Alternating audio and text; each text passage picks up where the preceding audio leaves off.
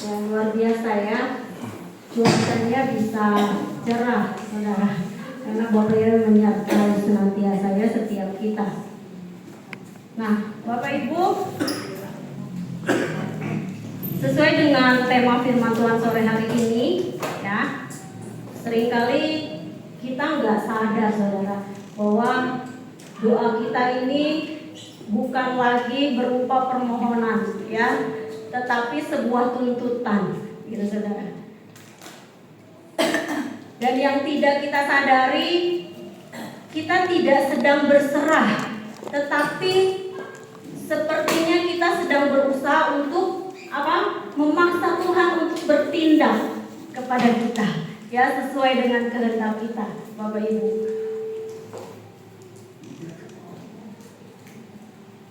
Nah, banyak orang datang sama Tuhan, tujuannya apa, saudara? Kita jujur ya, saudara, biasanya orang itu baru sungguh-sungguh cari Tuhan, orang itu baru sungguh-sungguh serius sama Tuhan ya, ketika hidupnya terdesak. Ya, betul? Apa benar? Gitu ya, saudara, sering kali gitu ya. Ketika sehat, Tuhan sering kita lupakan. Ya, ketika usaha lancar, ya doanya singkat-singkat aja. Tapi kalau sakit, kalau ekonomi lagi goncang, saudara ya, kalau misalnya anak bermasalah, rumah tangga bermasalah, saudara, baru doanya panjang lebar gitu ya. Tuhan tolong, sambil nangis-nangis. Ya, itu saudara. Kemudian seiring dengan itu doa kita sering berubah, ya, menjadi satu daftar tuntutan kepada Tuhan. Bukan lagi penyerahan diri, saudara. Ya, jatuhnya jadi kayak maksa Tuhan. Ya, Tuhan sembuhkan aku, Tuhan pulihkan aku. Ya, Tuhan aku mau ini, Tuhan aku mau itu. Ya, aku mau begini, aku mau begitu. Saya memangnya Doraemon ya. Udah tahu kalau yang banyak maunya itu kan minta Doraemon gitu ya. Jadi dia bukan lagi sebagai raja yang berdaulat atas hidup kita. Ya, tanpa kita sadari, kita sudah mendikte Tuhan. Kita ingin Tuhan bertindak sesuai dengan agenda kita, bukan sebaliknya, saudara. Ya, namun sore hari ini firman Tuhan mengajak kita melihat sesuatu yang jauh lebih dalam, saudara. Apakah kita sedang beriman atau kita sedang memaksa Tuhan? Ya, apa yang mau Tuhan lakukan di dalam kehidupan kita dan bagaimana Tuhan merespon iman seseorang? Ya, mari kita buka di dalam Matius 8 ayat 5 sampai ayatnya yang ke-13. Ya, kita mau baca sama-sama, saudara, satu kisah di dalam perikop ini. Boleh yang mau membacakan firman Tuhan? Matius 8 ayat 5 sampai ayat yang ke-13.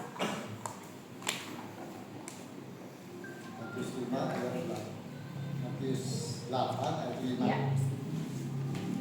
sampai ayatnya ke-13.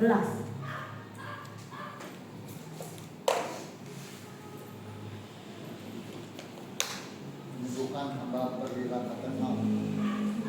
Dan ketika Yesus masuk ke Kapernaum, seorang perwira mendekat kepadanya sambil melihat dia dan berkata, "Tuan, hambaku terbaring di rumah, lumpuh dengan sangat tersiksa." Dan Yesus berkata kepadanya, "Setelah datang, aku akan menyembuhkan dia." Dan seraya menanggapi perwira itu berkata, "Tuan, aku tidak layak bahwa engkau masuk ke bawah atapku. Sebaliknya, katakanlah kata-kata saja, dan hambaku akan disembuhkan. Sebab aku juga adalah manusia di bawah otoritas, yang mempunyai prajurit-prajurit di bawah diriku. Dan aku berkata kepada yang ini, pergilah, dan pergilah dia. Dan kepada yang lain, datanglah, dan datanglah dia. Dan kepada hambaku, lakukanlah ini, dan dia melakukannya." Dan Yesus telah mendengarkan, dia kagum dan berkata kepada mereka yang sedang mengikuti, "Sesungguhnya aku berkata kepadamu, bahkan di antara orang Israel pun aku tidak menemukan iman sebesar ini. Dan aku berkata kepadamu bahwa banyak orang dari timur dan barat akan datang dan duduk makan bersama Abraham dan Ishak dan Yakub di dalam kerajaan surga. Tetapi anak-anak kerajaan akan dibuang ke dalam kegelapan yang paling gelap. Di sana akan ada tangis dan gertak gigi. Dan Yesua berkata kepada perwira itu, pergilah, dan sebagaimana yang telah engkau imani, terjadilah bagimu. Dan pada saat itu hambanya disembuhkan. Ya, amin. Terima kasih Pak Robi. Jadi saudara, ya latar belakang dari kisah ini sangat unik saudara. Ya, ini bukan berbicara tentang murid Yesua. Ini bukan berbicara tentang orang Farisi ataupun berbicara tentang orang Israel, tetapi di sini dikisahkan tentang seorang perwira Romawi, ya. Perwira Romawi artinya dia seorang penjajah, ya, dia seorang kafir, dia di luar orang perjanjian, ya saudara. Seorang perwira Romawi adalah seorang pemimpin militer, ya, yang memiliki kuasa atas sekitar 100 prajurit, saudara. Ya, dia disegani, dia dihormati, ya, bahkan dia ditakuti, gitu saudara. Namun orang ini datang kepada Yesua bukan dengan kekuasaannya, ya, melainkan dengan sebuah kepedulian. Dia berkata, Tuhan, hambaku terbaring di rumah lumpuh dan sangat menderita. Itu yang dia katakan. Nah, di dalam budaya Romawi, Bapak Ibu, hamba itu hanyalah alat, ya. Jadi kalau rusak bisa diganti, gitu ya. Kalau sakit bisa dibuang kapan aja. Tetapi perwira ini rela, saudara, ya. Dia mau merendahkan diri, datang kepada seorang rabi Yahudi, ya. Demi apa? Demi seorang hamba, ya. Nah, Bapak Ibu, peristiwa ini memang berakhir dengan kesembuhan. Tetapi kesembuhan bukan satu-satunya poin utama dari perikop ini. Ya, jika tujuan Yesua adalah menyembuhkan, kenapa hanya 1-2 orang saja yang mengalami kesembuhan, gitu ya? Nah, ada kesalahpahaman yang perlu diluruskan di dalam pemahaman tentang iman, Bapak Ibu. Nah, menurut saudara, apa sih arti dari iman itu? Iman yang besar, gitu ya saudara, yang sering saudara dengar, ya. Apakah iman besar itu berarti doa pasti dijawab, kemudian iman yang kecil doa pasti nggak dijawab, gitu ya? Nah, apakah Tuhan hanya menjawab iman yang besar seperti perwira Romawi tadi? Ya, mari kita bandingkan dengan satu ayat di dalam Matius 8 ayat 26. Saya bacakan saja ya, saudara. Matius 8 ayat 26, di sana dikatakan, dan dia berkata kepada mereka, mengapa kamu menjadi takut, hai yang kurang iman? Ya, kemudian setelah bangun dia menghardik angin dan danau itu, dan terjadilah ketenangan yang luar biasa. Nah, ini Yesua berkata kepada murid-muridnya, hai kamu yang kurang iman. Artinya imannya kecil, saudara. Ya, tetapi buktinya apa? Anginnya tetap reda kan? Ya, Yesua meredakan angin badai itu, saudara. Kemudian bandingkan juga di Matius 17 ayat 20 bagian B, ya, sudah tidak asing. Jika kamu memiliki iman sebiji sesawi, kamu dapat berkata kepada gunung ini, pindahlah, maka gunung itu pindah, saudara. Itu iman yang kecil, saudara, bisa memindahkan gunung. Banyak orang, bahkan banyak hamba Tuhan tanpa sadar mengajarkan bahwa iman yang besar doanya pasti dijawab, iman yang kecil doanya nggak dijawab, gitu ya saudara. Ya, maka dari itu akibatnya apa? Banyak orang sakit, nggak sembuh, merasa bersalah dan ragu kepada imannya. Apakah imanku kurang besar sehingga aku tidak sembuh, gitu ya saudara? Ya. Ada orang yang menderita, merasa gagal dengan imannya.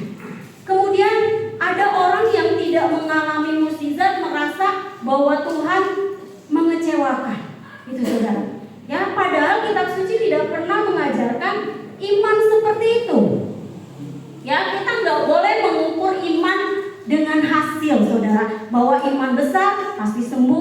pasti berhasil, iman kecil nggak sembuh, nggak berhasil, gitu ya saudara.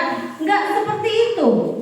Nah saudara, sesungguhnya yang Yesua lakukan, gitu ya. Yesua datang itu bukan sebagai profesi seorang dokter, saudara, ya, melainkan dia itu Mesias, ya. Dia membawa keselamatan dan satu misi, yaitu apa? Memulihkan hubungan manusia dengan Bapa Yahweh. Itu saudara ya. Nah, memang kesembuhan itu salah satu dari kuasa yang dimiliki oleh Yesua. Ya, itu adalah satu tanda kerajaan Elohim, saudara. Tetapi itu bukan tujuan akhir dari pelayanan Tuhan Yesua di atas muka bumi ini. Ya, kesembuhan yang penuh, kelepasan yang sempurna itu akan baru terjadi itu pada saat kedatangannya kali yang kedua. Ya, ada satu kesaksian, saudara, satu kisah nyata. Ada seorang perempuan bernama Johnny Erickson Tada. Ya, dia adalah seorang perempuan yang lumpuh dari leher ke bawah, ya, akibat kecelakaan waktu dia menyelam, ya, saat dia remaja. Dia berdoa, dia memohon kepada Tuhan, dia berharap disembuhkan, saudara. Tetapi kesembuhan gak pernah terjadi di dalam kehidupannya, saudara. Ya, apakah ini iman yang kecil? Gak, saudara. Ya, tetapi di atas kursi roda itu justru Tuhan memakai dia untuk apa? Untuk menguatkan jutaan penyandang disabilitas, ya, menulis buku-buku rohani, mengabarkan Injil keselamatan kepada banyak orang, dan semuanya itu mengubah banyak orang, saudara, ya, mengubah paradigma orang, mengubah yang tadinya orang sudah putus asa, gitu ya, melihat kesaksian dia menjadi berubah, ya, menjadi punya harapan baru. Dia berkata bahwa Tuhan itu nggak selalu menyembuhkan kita dari penderitaan, tetapi dia percaya bahwa Tuhan itu selalu menyatakan diri sekalipun di dalam penderitaan, gitu saudara. Ya, itulah iman yang sejati menurut saya. Nah, Bapak Ibu, kembali ke ayat tadi. Mari kita perhatikan ada satu pernyataan Tuhan Yesua yang diulang 2 kali di ayat 10 dan di ayat yang ke-11, ya. Di situ Yesua berkata, sesungguhnya aku berkata kepadamu, ayat 10, dan ayat 11 mengulanginya, dan aku berkata kepadamu. Nah, kalau diulang 2 kali kayak gini, saudara, saya percaya ini ada sesuatu yang Yesua mau tekankan. Artinya sangat serius, saudara. Ya, Yesua sedang melakukan bukan hanya satu kesembuhan, tetapi dia sedang memproklamirkan, ya, isi hati Bapa Yahweh. Dan inti utama yang Yesua mau sampaikan di sini adalah bahwa hati Bapa Yahweh adalah bagi segala bangsa. Ya, Yesua berkata tadi apa? Banyak orang dari timur dan barat akan datang dan duduk makan bersama Abraham dan Ishak dan Yakub di dalam kerajaan sorga. Artinya, saudara, Yesua, Bapa Yahweh, bukan hanya Tuhan bagi bangsa Israel, tapi Tuhan atau Elohim atau sesembahan bagi semua bangsa di atas muka bumi ini. Ya, kesembuhan perwira Romawi ini adalah satu tanda profetik bahwa Injil akan menjangkau bangsa-bangsa, ya, orang kafir, goyim, bangsa di luar Israel, saudara. Yesua bahkan berkata dengan keras di ayat selanjutnya, tetapi anak-anak kerajaan akan dibuang ke dalam kegelapan yang paling kelam. Di sana tidak ada tangis dan kertak gigi. Ya, jadi saudara, mereka akan dibuang. Nah, kalau saudara nanya kalau bayi meninggal kemana? Ya, saudara lihat aja ayat ini. Ya, bayi kan belum punya gigi, nggak ada gigi. Jadi masuk surga, saudara, karena di neraka itu ada kertak gigi. Ya. Beda kalau sama kakek-kakek udah ada giginya. Itu saudara pikir sendiri. Ya, ini cuma religion, saudara ya. Lanjut ya saudara. Jadi seolah-olah Yesus mau ngomong gini, orang-orang yang kamu anggap kafir ya akan masuk ke rumah Bapa di sorga. Tapi kamu sendiri umat pilihan, kamu bisa tersingkir, gitu ya. Kenapa? Karena mereka merasa paling rohani, mereka merasa paling benar, mereka merasa paling layak, saudara. Amen. Ya, tapi hidup mereka itu nggak tunduk kepada kehendak Yahweh. Amin. Ya. Karena apa, saudara? Ya, mereka hidup hanya untuk diri mereka sendiri. Mereka bersyukur pada saat mujizat sudah terjadi, baru mereka bersyukur. Gitu ya, itu yang salah, saudara. Ya, itu yang Yesus mau tekankan. Ya, berbeda dengan perwira Romawi ini, saudara. Ya, maka itu saudara, gereja ini ada bukan sekedar tempat berkumpul, tetapi mari ambil bagian dalam misi Elohim ini, saudara. Kemudian inti kedua dari perikop ini adalah iman yang membuat Yesua kagum. Ya, Yesua berkata, di antara orang Israel pun aku tidak menemukan iman sebesar ini. Sekali lagi, Yesua nyindir orang Israel, saudara. Ya. Jadi iman seperti apa yang Yesua maksud? Ya, bukan iman yang yakin pasti sembuh, bukan iman yang memaksa Tuhan, bukan iman yang mendikte Tuhan, tetapi iman yang tunduk kepada kedaulatan Tuhan. Ya, perwira itu seorang yang punya kedudukan, saudara. Ya, dia disegani, dia ditakuti, tapi dia tahu bahwa Yesua adalah apa? Sang Mesias. Dia tunduk kepada kedaulatan Tuhan.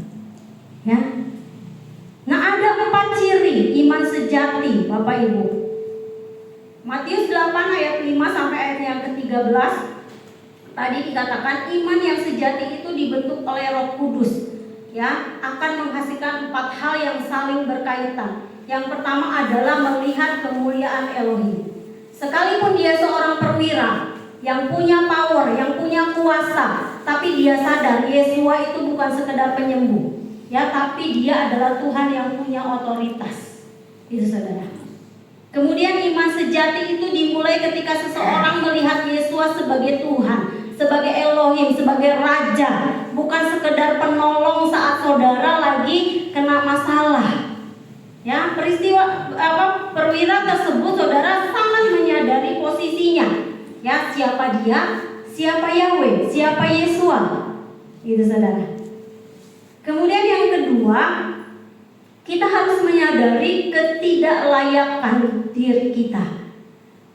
Perwira tadi berkata, aku gak layak engkau datang ke bawah atapku, ke rumahku. Ya, jadi ini bukan basa-basi, ini bukan sebuah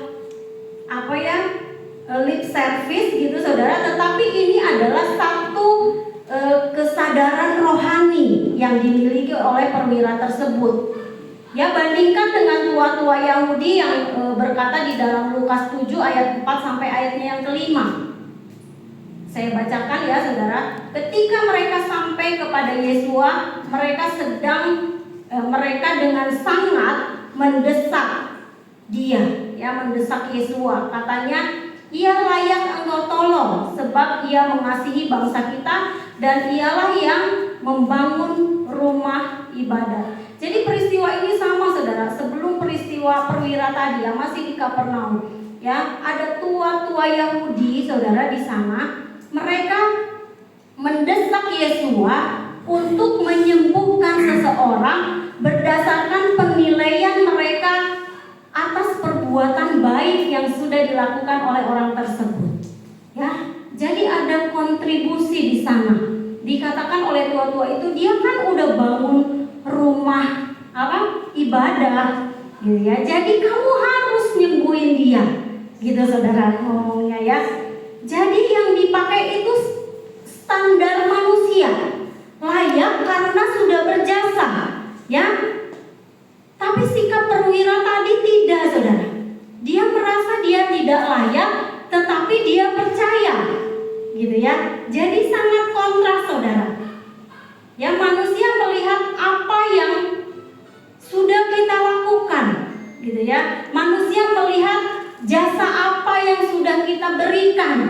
saudara. Ya, tetapi Yesua sesungguhnya memandang iman dan kerendahan hati. Nah, Bapak Ibu, jangan kita merasa bahwa Tuhan harus menolong kita karena kita ini udah berjasa di dalam pelayanan, gitu ya saudara. Jangan mengklaim bahwa saya kan udah berbuat ini, udah berbuat itu Tuhan, gitu ya. Jadi Tuhan harus sembuhin saya, gitu saudara.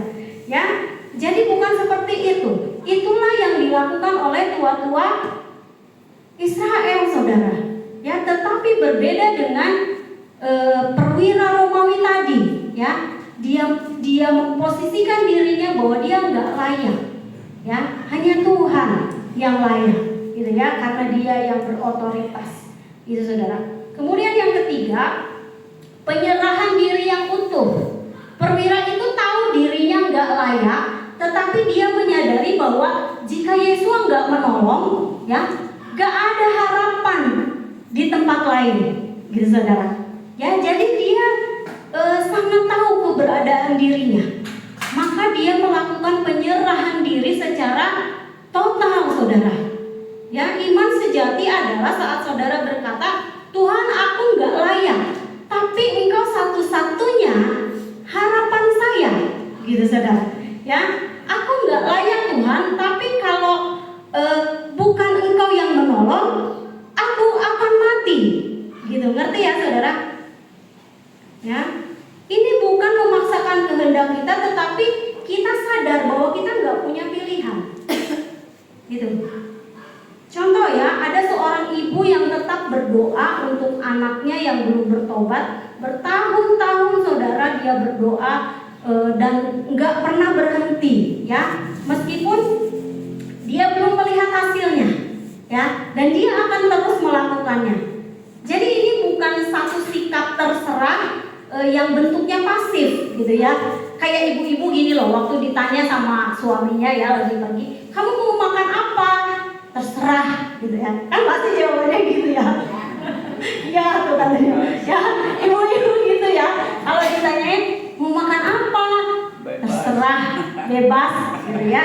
Tapi waktu diajak makan nasi goreng, marah, saudara. Ya, ya jadi itu bukan penyerahan total, saudara ya. Itu bukan terserah. Maksudnya, ya. Jadi bukan satu penyerahan yang sepertinya iya sih, tapi jangan gitu ya, ngerti ya saudara? Ya, jadi bukan sikap terserah yang pasif, gitu ya. Nah, yang keempat adalah tunduk kepada kedaulatan Yesua. Pada saat perwira itu berkata, katakanlah sepatah kata saja. Ya, perwira itu saudara sangat memahami yang namanya otoritas. Yesua enggak perlu hadir secara fisik, tetapi firman-Nya saja sudah cukup, gitu kata perwira itu, saudara. Dia mempercayakan keputusan, baik itu kesembuhan atau ketidaksembuhan, sepenuhnya kepada Yesua. Ya, seperti apa? Seperti dia bilang apa? Bawahannya kepada jenderalnya. Jadi kalau jenderalnya ngomong A terjadi, ngomong B terjadi, gitu saudara. Jadi dia tahu, saudara, ya, bahwa kedaulatan Yesua adalah segala-galanya.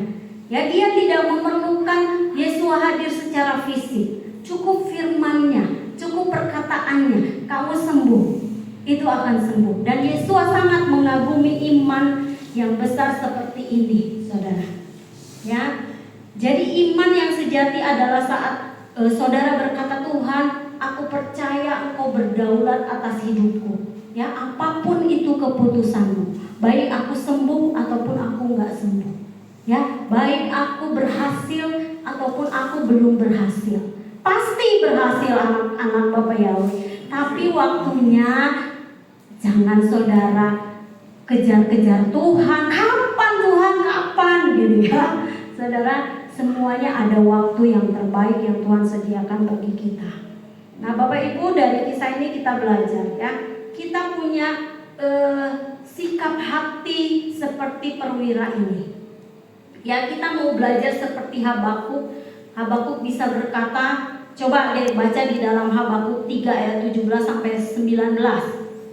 Boleh salah satu yang bisa bawakan, bacakan firman Tuhan ini. Ya, kita harus bisa saudara, seperti Habakuk, ya, menyerahkan segalanya total kepada Bapa Yahweh, kepada Tuhan Yesus. Habakuk 3 ayat 17 sampai ayat yang ke-19. Habakuk 3 ayat 17 sampai 19. Meskipun pohon ara tidak berbunga dan pohon anggur tidak berbuah, hasil pohon zaitun mengecewakan dan ladang-ladang tidak menghasilkan makanan, kambing domba terhalau dari kurungannya dan tidak ada lembu-lembu di dalam kandang-kandang, namun aku akan bersukacita di dalam Yahweh. Aku akan bergembira ria di dalam Elohim keselamatanku.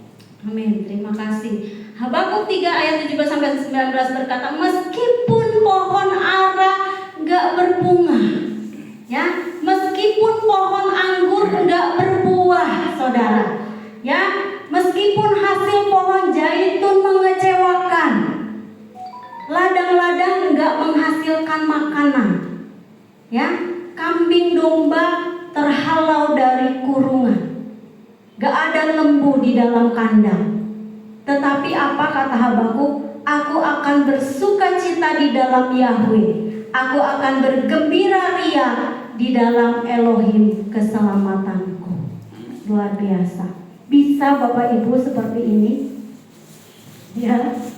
Di tengah keadaan dunia yang semakin berubah begitu cepat, di tengah keadaan dunia yang semakin sulit, saudara, ya, tetapi kita mau belajar seperti ini, saudara, ya, meskipun pohon ara nggak berbuah, meskipun aku mendapati aku belum sembuh, meskipun aku mendapati usahaku belum berhasil, meskipun aku mendapati anakku belum dapat kerjaan, gitu ya saudara, meskipun aku mendapati bahwa beras di dapurku tinggal 1 kilo, gitu ya saudara, tapi aku mau tetap bersukacita, ya, aku mau tetap bergembira. Karena apa?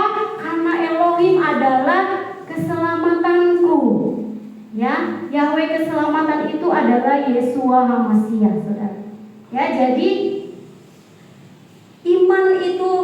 iman sejati itu tidak menuntut, tidak mendikte, saudara, ya, tidak bersandar kepada hasil, tetapi bersandar kepada pribadi satu-satunya, yaitu Yeshua HaMashiach, yang adalah Yahweh keselamatan itu sendiri. Ya Bapak Ibu, kiranya melalui kisah yang tadi kita baca di dalam satu perikop ini, Roh Kudus akan membentuk iman kita. Ya, setiap kita pribadi lepas pribadi menjadi satu iman yang teguh, saudara. Bukan besar kecilnya, saudara. Ya, Tuhan gak lihat besar kecilnya, tetapi bagaimana penundukan diri kita kepada Dia sebagai yang punya otoritas. Itu Bapak Ibu.